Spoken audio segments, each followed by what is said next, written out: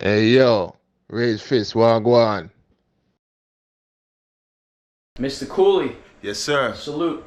Cheers. Thank you for stopping by. Oh, it's my pleasure then. Pleasure. Pleasure. We drank tea here today. Kampai.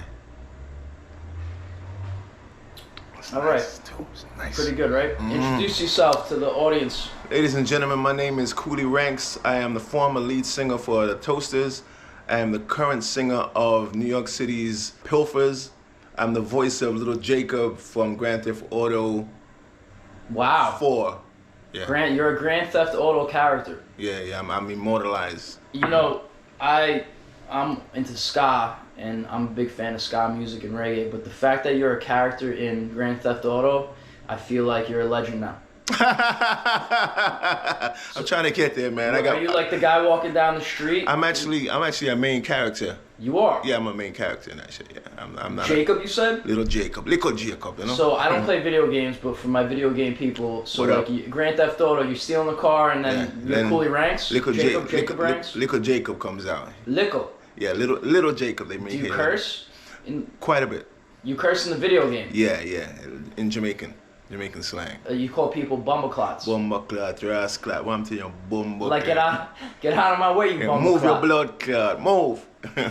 Dude, like how does one become a video game character? One must know someone, or one must. That sounded like some like Mr. Miyagi shit. You know what I'm saying? One must know someone. One must know someone. One must get an invitation to go audition.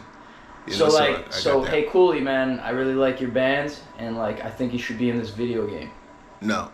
Okay, tell me what happened. How'd that work?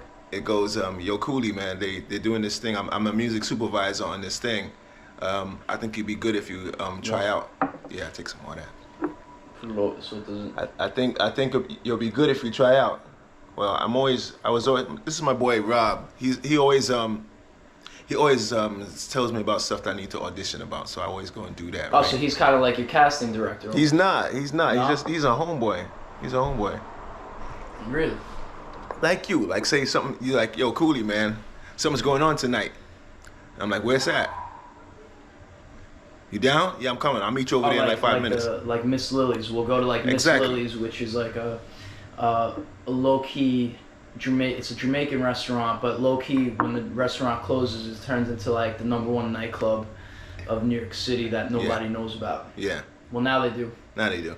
With the millions of people watching this podcast. Now they do. They certainly Actually, know. is today Wednesday? It's tonight. How'd you know? I got a flyer. Wu-Tang Wednesday, actually. I should be wearing my Wu-Tang. Oh, there you go. But we got the table anyway. I am from London, England.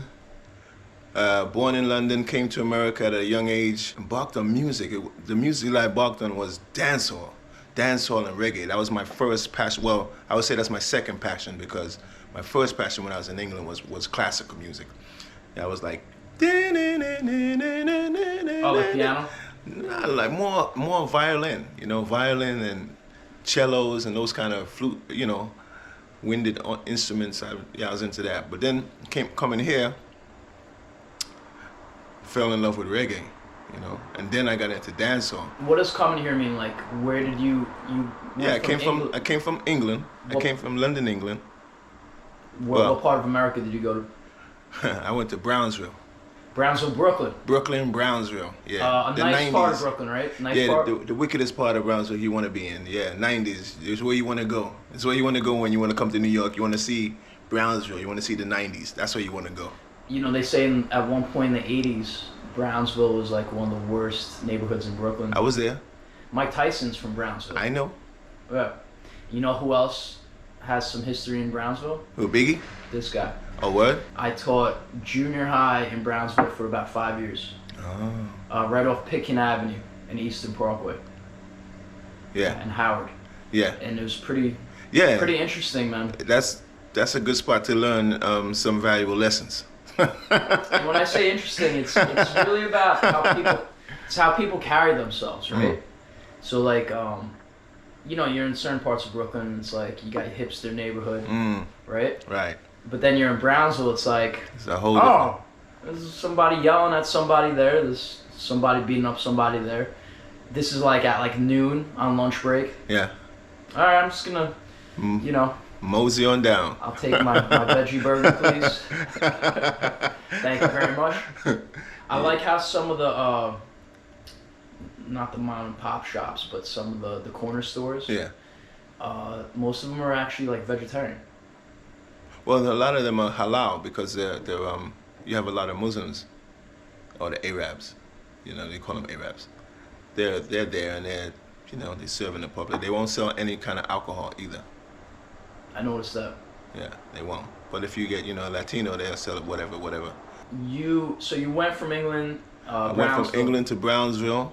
And that's what got you into dancehall reggae? Yeah, absolutely. See, my environment was predominantly West Indian. Plus, my family's West Indian and Nigerian, but the community itself was West Indian.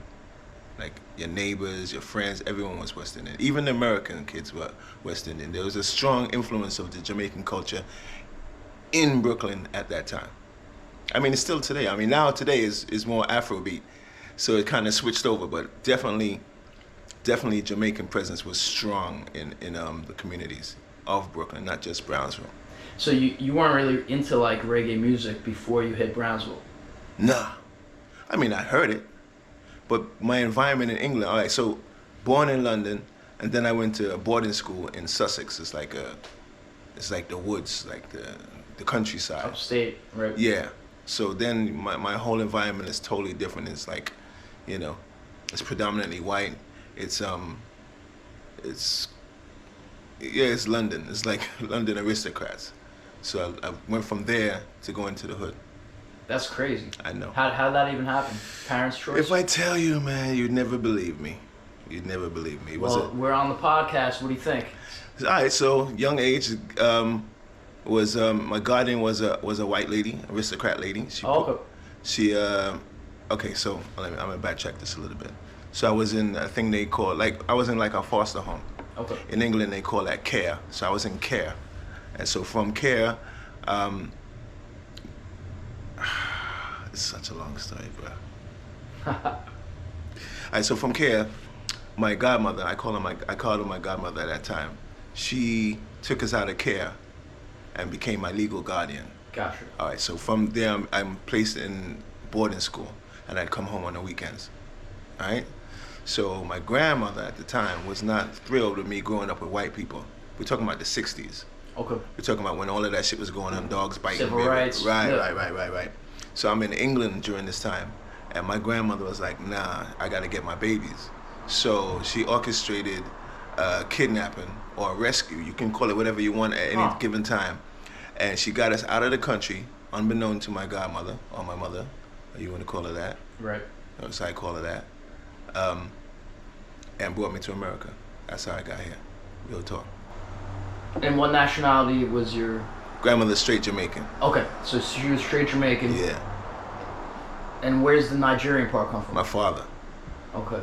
Was he around early or no? No, he was in Nigeria at the time. Okay. They were fighting a war over there, the Biafran War, so that he went back. Huh. It's crazy. You have definitely an interesting backstory. Do you think some of that plays a part in the lyrics to your songs? No, not yet. Okay. I think what plays a strong part in my lyrics is growing up in Brooklyn.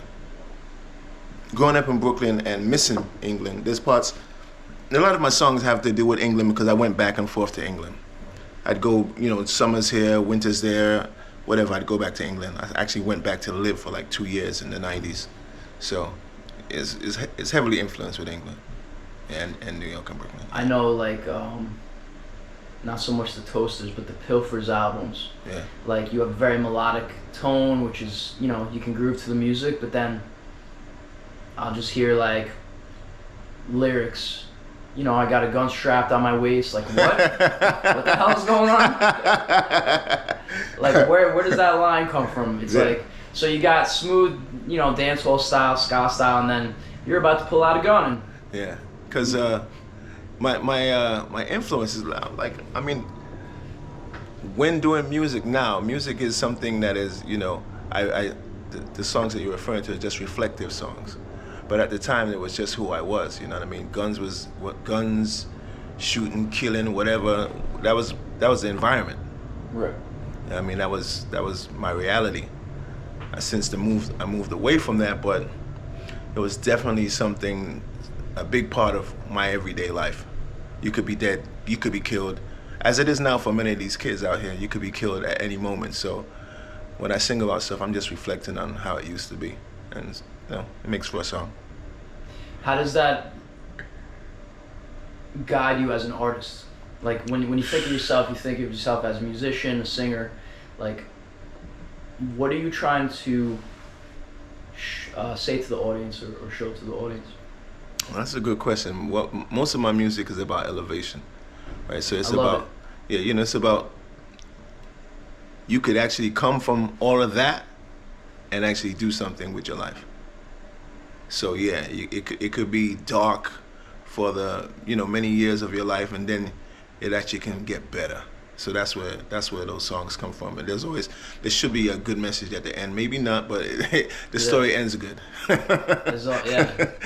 it's kind of like making your way through the mess, or the bad times. Yeah, I don't even call it bad times, right?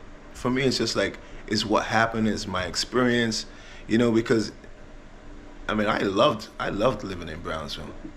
You know what I mean? I loved living in the 90s. I mean, I don't care about, was fighting. It made you stronger as a person. Thank you. It made you stronger as an individual, I couldn't trade that. I could walk in any room right now, any place, any environment, any town, any city, and not worry about it, because I grew up in Brownsville. I grew up in 90s. That's anything after that is like a joke. Really and truly. It's like, what? You where you from? Yeah, I'm from 90s. Anything outside of that is a joke now. I can walk in any environment and be I'm not going to say I totally relate, because I did not grow up in Brownsville. Yeah. But I will relate that, I said this on my last podcast with James from Tropidelic, is that, like, I'll go out to Cali for like a week or two, and it's like you have this vision, like California beaches. But after 2 weeks, I'm like, I want to go back to New York. Because, like, it's too nice. I don't even want to say that. It's too like, not like, I feel like in New York you have to be on guard. You gotta look over your shoulder. Yeah, you definitely gotta be on guard. I'm the opposite. I miss that when I'm the opposite right now, because I've gone through all of those kind of craziness. Right, when I went to California last week, no lie, I had the best time of my life going down there, because I've gone to Cali, but I'm always working. This time I actually just went there, and it was great. So you're going to work. I feel like when I'm over in Cali for a couple weeks, I start missing New York, and I go. So I moved out of Brownsville and I moved to Park Slope. Nice Park Slope, right? Moved out to Park Slope, and I was there for a couple of years, and I missed the hood. Park Slope's nice. Yeah, but then I moved to the Bronx. Okay, let me stop you there. I normally don't stop people, but for people that are not from New York, even people from New York don't go to the Bronx. Like, we go to Brooklyn. I moved to the Bronx. We go to the city. We don't go to the Bronx. I moved to the Bronx, and I learned that it was 1980 in the Bronx. Yeah, you don't go to the Bronx. It was crazy. Unless you want to have like a one-night adventure. Well, this is what I'm saying. Because I was missing the hood, and I moved to the Bronx. I think Bronx is not changing. World. Yo, listen to me. Bronx is real, man. Did you know that the Joker movie was filmed in the Bronx? Oh, word? The Joker's steps are located in the Bronx. The first scene where he's running, yeah. That's the Bronx. That's hood. And the reason why they filmed that was because the director is a skateboarder. He grew up skateboarding in the 90s. Okay. And he was also a punk rock guy. He did the G.G. Allen movie. Ever see Hated? It's called Hated, the G.G. Allen movie. And G.G. Allen was this crazy like punk rock dude, obviously. And so now he's filming the Joker movie, and the steps, it's a famous skateboard spot. Wow. So he just had Joaquin Phoenix just go down the steps. Fire. But it's all skateboard. Fire. I wonder if I know dude. Yeah. I wonder if I know him. He was in a band? He was not a band. He was just like a camera guy, kind of like me. Okay.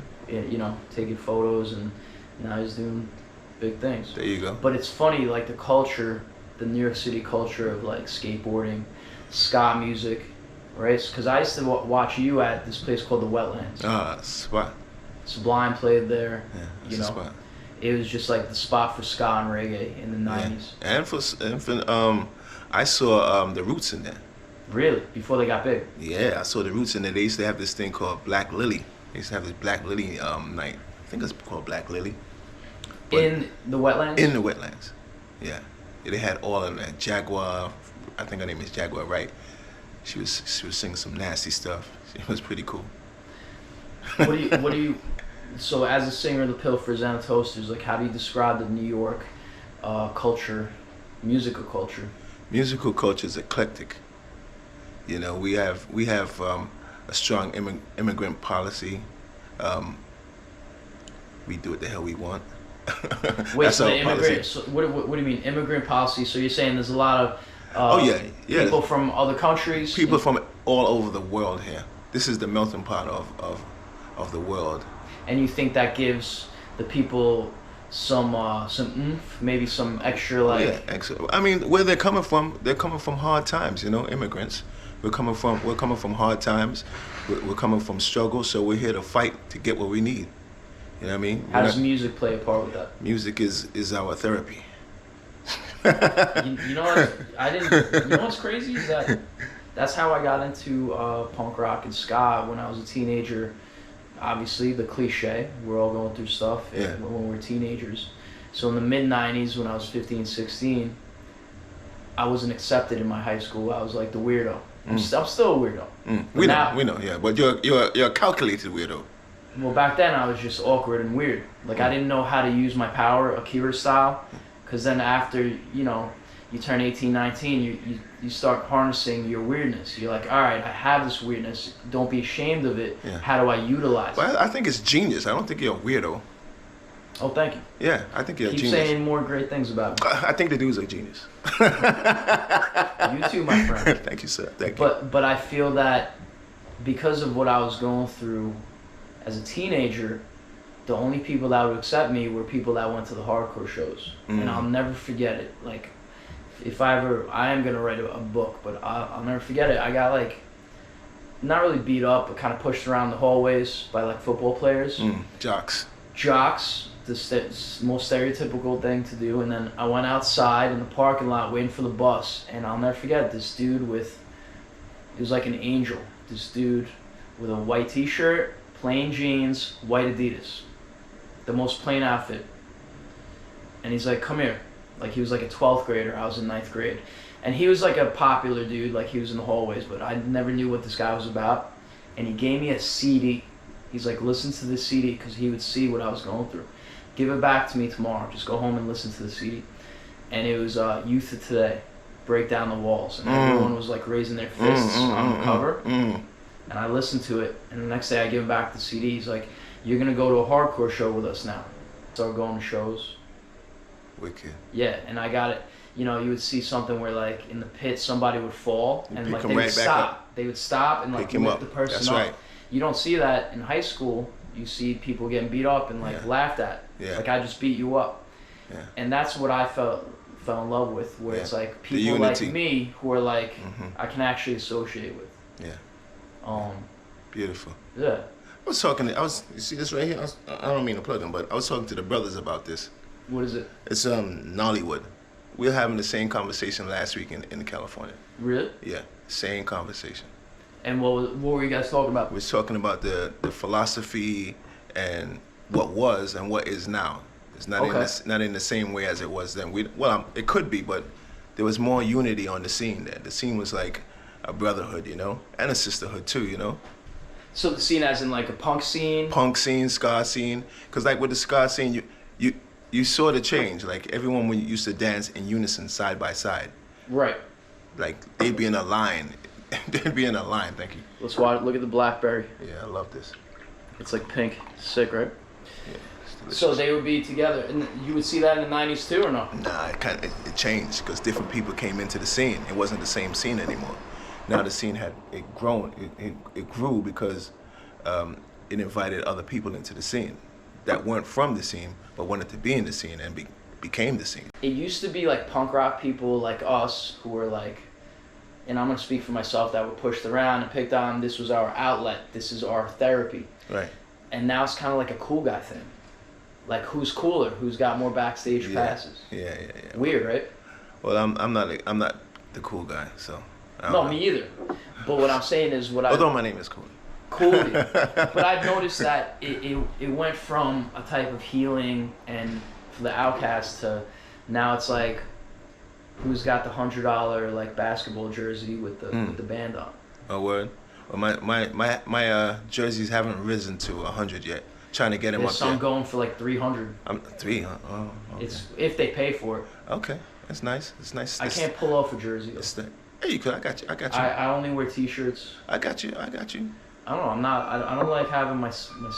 Man, you got your sleeves. Yeah, fire. Yeah, I gotta work out. So work out and All right. rock one of my shits. Next week, bro. All right.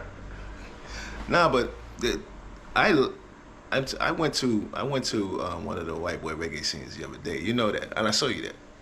You saw me in Cali? Nah, in New York. Oh, what show was it? It was Slightly Stupid. Oh, that was another day. That was like 2 months ago, bro. Well, this is the other day to me. That was August 24th. To me, that's the other day, and that shit was fire. August 24th. Let me tell you. Whatever you're saying, but that shit was fire. I didn't expect to see you there. But that shit was fire. Yeah, but I feel like bands like that are on a different level. They're kind of like the godfathers of the scene. Okay. Because I liked what I saw. I was yeah, damn. They're first of all, they're our age, right? Yeah. And they come from that 90s culture of skateboard surfing. They're what you call a triple OG, which is like the original. Okay. Right? I can tell you about the ska scene, but I can tell you about the reggae. I like that band that you introduced me, Stop the Presses. Yeah. The female ska band. Really good, man. Yeah, good band. Great band. Got a couple of things. I feel like you're a scout. That's what I do, bro. I do it all the time. I do. Like I was hanging out with some bands on my podcast, which The Coolie podcast. No, Car Sessions 2035. But on that, I get a chance to interview unknown bands, upcoming bands, established bands. That's great. Yeah, because I wanna know. I just love music, man, and I love it all. And the ska, unlike reggae, ska has a lot of different types of ska within it. You got the traditional, you got the instrumental, you got the jazz, you got the punk, you got the ska punk. That's more of the reggae. So that's another branch of the reggae. The lovers rock reggae, roots reggae, dub reggae. You know what I mean? It's got a few things like that. How about like punk? Like where does Rancid fit into that? Punk ska, third wave. No doubt. That's where I come from. Do you consider Pilfers part of that Rancid era, the mid-90s third wave? Or are Toasters before that? Toasters. See, that's a damn good question. I would say I got the Pilfers. I would say they would categorize us as part of the third wave. Third wave. But truth be told, we were starting our own thing. Our own thing was not the third wave. It was our own thing. Let's talk about Ragacore. Right, you see? It's something of its own. It wasn't part of the... You invented Ragacore. Well, I had help. What is Ragacore? Ragacore is a combination of genres on one track. So like you'd get ska, hardcore, reggae, punk on one track. You'd get dancehall, you'd get jungle, you'd get rock on one track. So it's a blend of musics that that I was listening to. I just got back from England when I was drum and bass. Yeah, I was doing drum and bass. So what I notice about your music, you have like a, pardon the pun, but you have like a toaster mentality where you're always on the mic. Yeah. You know? Because I come from the dance hall. That's straight dance. When I'm doing my thing, I'm in the dance hall. I'm just doing it live. Everything that I see. Here's a funny thing, right? Before me, they wasn't wheeling up no damn tracks. They wasn't stopping the band and wheeling up. That's only in the dance hall. Right. That's before. But when I came into the ska and the whole thing, I'm wheeling it up. People's like, "What's wrong? Is something happening? Is something wrong? Why is it this? Is that?" So it was all new to them. Now everybody's doing it. Everything I did it was something that I did when I was in the dance hall, and I brought it into the SKA, into the scene. So it's like call and response. That's all dance hall. You know, there's a certain confidence, like when you're doing original content. It's almost like the artist. Like I'm confident with my photos because nobody really does what you do. So I just feel like, yeah, fuck it. I don't know how the hell you do that. That's how I met you. That's how I remember you. I may have met you before, but that shit, when you did that, I came right off the stage. I didn't know whether to fuck you up or I didn't know reaction. To be intrigued with what this guy, and I was intrigued. I said, "What you doing?" I just came off the stage. I'm sweaty and and you're like, I'm like, "What the fuck is that? What's that? What is that?" That's cool. I'm like, "Damn, this guy." No, you're not no fake photographer. You're the real shit. You're the real shit. And I don't give a fuck about a hater. Yeah. I really don't. I mean, I guess in that sense, I got a little bit of thick skin. I don't think I do, but I do at times. So I don't really care. Anybody can say whatever they want to say. And I'm just going to keep it moving. They ain't going to stop me from what I got to do. I got shit to do. No, you're absolutely right, man. I got shit to do. I can't worry about what somebody's saying. Not worried, but I think it's interesting how, like, a perspective where I'll be happy. It's called jealousy, bro. I'll be happy if I shoot clouds. Like, I don't care how many likes I get. Yeah. Like, I don't give a fuck. Yeah. Sometimes my posts will be amazing. Sometimes I have, like, nobody. Exactly. You know what? I'll be happy with the photo. Exactly. I'm an artist, man. That's it. That's all programming, you know? Post your music. Post your shit. Post your shit. Like, who cares if you got 10 likes compared to 100? See, that's how they wait. That's how they're setting the bar and valuing us. If we have a lot, man, don't tell me how many fucking likes I got. That's value, right? Yeah, that's value because somebody clicks on it. Somebody clicked on your picture and I say, oh, that's a good song or that's a whatever. No, it's fucking good to me. I like it. Yeah. I actually like it. What? You don't like it? Okay, it's up to you. And I feel like that's what makes an artist persevere. Where, who cares about who likes you, who doesn't? Like, if you're happy with your art, just be happy with your art. Exactly. And I work on that shit, man. I've had some horrible shows and I've had some amazing shows. So I continue to work on it and try to hone my craft, you know what I mean? And just be the best that I can be at what I do. Exactly. Non-stop motion, brother. How to elevate. Yeah, man. You know, so it's all good. I gotta ask you this then. Yes, sir. Worst show you've had? Why? CBGBs. Get the fuck out. You fell off stage? No, I lost my voice. Twice in CBGBs. You know, I've been seeing that, like people lose their voice. Because there's many reasons. There's many reasons, but one is you're overextending your vocals. Because you can't hear what's going on the stage because the band is too loud.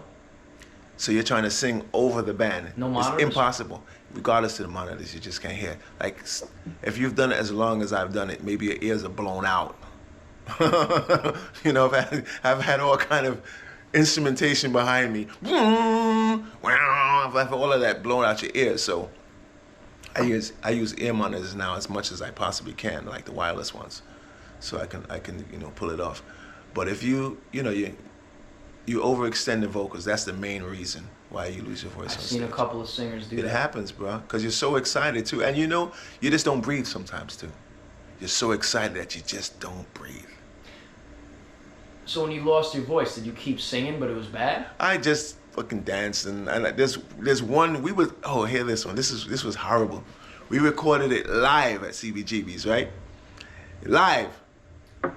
We was recording a live album. At CBGB's. Pilfers? Yeah. Oh my God. Horrendous. So sorry, people. I would never let that tape go out. Damn. Now I want it, dude. Woo! I want to hear that. The Pilfers. Live at CBGB's and just, I mean, we used to have some amazing shows in New York City. I was there. Oh my God, amazing shows. The energy was through the roof. But I mean, we would perform like 276 days out of the year, bro. Like some insane numbers of days. And at some point, you're gonna have to take a rest. If you don't take a risk, your body's gonna make you take a risk. What kind of advice can you give like these new bands, right? I see these new bands touring like every. Yeah, that's a lot. When I would tell them to pace themselves and let people miss them, and then come back. Pace yourselves, you know. Make some bread, stack the chips, pace yourself, let people miss you, come back. So don't play every Don't single overextend yourself. Don't overextend yourself. Like, it's good to get your name out there, go out there, tour, but take some time off so people like, damn, when they coming back, la, la, la, la, la, la. Or, if you're so inclined that you can tour so much, go somewhere else outside of the U.S. Go do what you're doing there, duplicate that shit in another country. I kind of agree with that, yeah, because it's like instead of playing every single month, January, February, March, April, play like a spring tour, play a fall tour. Yes, break out, go somewhere else so you're not stale. So it's like, damn, when they coming back, da, da, da. So you start to miss them, and then your fans are talking about you more. You're actually growing your fan base, you know, because they're talking about you more. When they come, oh, you remember when they came? It'll do wonders for you. You know, it's funny you said that your recording was bad. I think of the album No Effects. I heard they suck live, but it's funny. Like, I don't think they suck at all. Like, it's like my favorite band. There you go. But it's, when I was a kid and I bought that CD, I heard they suck live. It's like, this is actually pretty good. Well, it's a matter of opinion. I could tell you that I sucked that night. True, yeah. Honestly, to myself, if I'm gonna be honest, I'm gonna tell you I know when I do great from when I don't do great. So I'm just gonna keep it like that. Anyone else can tell me, yeah, it's great, but myself, I'm gonna be honest. I'm gonna keep that 100. I know when I fuck up, so it is what it is. I'm working with Scientist. Who is Scientist? Scientist is the protege of the founder and the inventor and innovator of dub music. Dub music? What From the Jamaica. hell is dub music? Dub music is the instrumental sounds of reggae. With no vocals. Well, it's actually, isn't it like a repetition? Like I. That's the echo, right? Echo, right. Right, so dub music is reggae music with So the last pour. Oh, cool. Dub music is reggae music with the reverb and the echo and the delay working together, and it's what people would call trance music or ambience music right now, which came from dub music. That's Electronic music that you're hearing, the jungle, the dubsteps, all of that came from dub music. That's sick. So this guy, Lee Scratch Perry is one of the students. King Tubby. King Tubby is the founder. King Tubby's the founder. Right, he's the innovator. And he wears the crown. He wears the crown, but he's no longer here with us. And rest in peace. His protege, yes, rest in peace. Is who? Scientist. Scientist is Tubby's protege. Yes. And Scientist is still alive. And Scientist is who I'm going to be emceeing with next week. I'm going, yeah? Yeah, man. All right. So, I have a Scientist story. So I have a Scientist story. Let me tell you my Scientist story. You go first. Okay. You're the guest. So, I'm in the crib. It's date night with me and the wife. And you gotta do date night. Yeah, gotta do a date night. And I get a text from a certain person and shit. He's like, yo, look where I'm at. I'm like, yo, where you at? Yo, I'm with Scientist. I'm like, oh shit, damn, chilling. I said, where's that? Cause I think I went on your page. I saw something. I said, yo, where you at? I thought it was in California or something like that. I'm not. You talking about me? I'm talking about you, bro. Oh, okay. And I said, where you at in California? He's like, no, we're here in New York. I'm like, yo. Brooklyn Bowl. Yeah, Brooklyn Bowl. I said, yo, tell Uncle Sci-Fi I said, what's up? Sci-Fi. Yeah, let's see, that's an inside thing, right? And then he's like, yo, tell Coolie to calm down. I'm like, yo, if he said, I don't really remember him, but if he knows me on Sci-Fi, he knows me. Tell him to calm down. That's how it works, yeah. That's how it worked, right? And I'm like, yo, babe, I gotta go. What? We was just sitting down. Sounds like one of your songs. I was like, yo, I gotta go. I'm sorry, I gotta go. Go. You'll understand later. I gotta go. Bam! That's some gangster. Bounced out, came down to the Brooklyn Bowl, got me backstage. Yeah. And he's like, yo, I want you to go up on the mic. It's like, yo, he wanted me to go on the mic. I'm like, yeah, I'm gonna go up on the mic and get him on the one thing, you know? And now, fast forward to today, I'm doing a whole set with him because of you, bro. Thank you. So I'm your plus one. You my plug. All right. You know what I mean? Just like that. Cheers. Cheers. Just like that. Come by. We drink tea on this podcast. You know? My story is actually the same night. Okay. We're at Brooklyn Bowl, and like, this is the story of my life. I live like a Seinfeld life, like George Costanza. I got everything going for me. I'm a famous photographer guy. And then I'll get yelled at by like an 80-year-old lady on the street, like random stuff, right? Yeah. So look at this situation. I'm at Scientist, like dub legend. I'm with Coolie Ranx. Yeah, I'm Mr. Cool, right? And then Scientist, like he has like a +1. Some random dude. He's not even like a musician. Right. Some random bald dude, white dude, right? Whispers in Scientist's ear. Scientist like, I can't make this shit up. Scientist like, and I'm gonna put this out after Scientist plays. I don't want him to see this until after we go. Okay. And he's like, yeah, I don't know if I want you here anymore. My friend just told me you're like a gang leader. What? I'm like, what are you talking about? I'm a photographer. No. He just said you're a leader of a gang and you kill people. Dude, I can't make this shit up. Are you serious? I said that to him. He didn't believe me. He's like, and it caused like some tension. So I stood there for the rest of the day, but he was like, just giving me looks like, I'm like, bro, I'm not a gang leader. Like, oh my, are you serious? Yeah, I'm serious. True story. Oh my God. It's like, womp. Wow, man. Seinfeld, Wow. bro. That's crazy. And I go home and tell my friends, like, yeah, like this dude that I idolize, like, thinks I'm a gang leader, and hey, let him believe it. Are we gonna straighten that out? He probably doesn't even remember. All right. But yeah, that was 2019 actually. That same show. 3 years ago. That's crazy. I'm doing with Pilfers. We have a show November the 14th in Rhode Island, so we're gonna be there in Rhode Island. My solo stuff is progressing slowly but surely. Shooting videos, you know. And your solo is called Coolie Ranx? Just Coolie Ranx. Just Coolie Ranx. You can find me online. COOLIERANX. I also started a clothing line, SKA Tings. You know what I mean? Started SKA, SKA on the hat. Yep.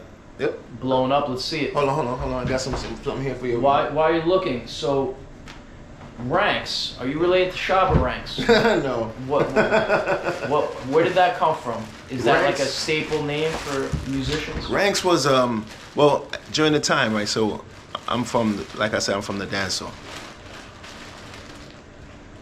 Everyone had different kind of monarchs, you know, like monarchs names that they used. Yes, Buju Banton, Patu Buju Banton, right? But some of them are family though. Some of those dudes are family. Okay, gotcha. Right? But not all of them. But Banton was a